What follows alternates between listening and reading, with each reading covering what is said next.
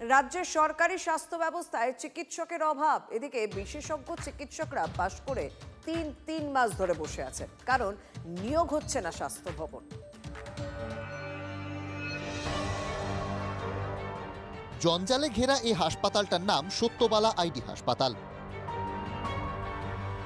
গুরুত্বের দিক থেকে বেলেঘাটা আইডি হাসপাতালের পরই ছিল এর স্থান। কোভিড পর্বেও ছিল বড় ভূমিকা। কিন্তু প্রাচীন এই হাসপাতাল এখন বন্ধের মুখে দাঁড়িয়ে। মাত্র 2 জন চিকিৎসক নিয়ে টিম করে জ্বলছে। শূন্য পদ অনেক, কিন্তু নিয়োগ হয়নি কোনো অজানা কারণে। চিকিৎসক স্বাস্থ্যকর্মীর অভাব। গ্রাম বাংলায় একাধিক হাসপাতাল স্বাস্থ্যকেন্দ্রের দরজা বন্ধ হচ্ছে। সূত্রের খবর, মুখ্যমন্ত্রীর স্বপ্নের SSKM হাসপাতালের ট্রমা কেয়ার ইউনিটেও একাধিক শূন্য পদ, কিন্তু নিয়োগ হচ্ছে না। কেন এই অবস্থা?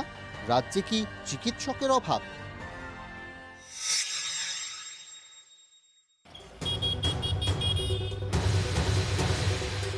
ওর নাম কৌস্তব চক্রবর্তী।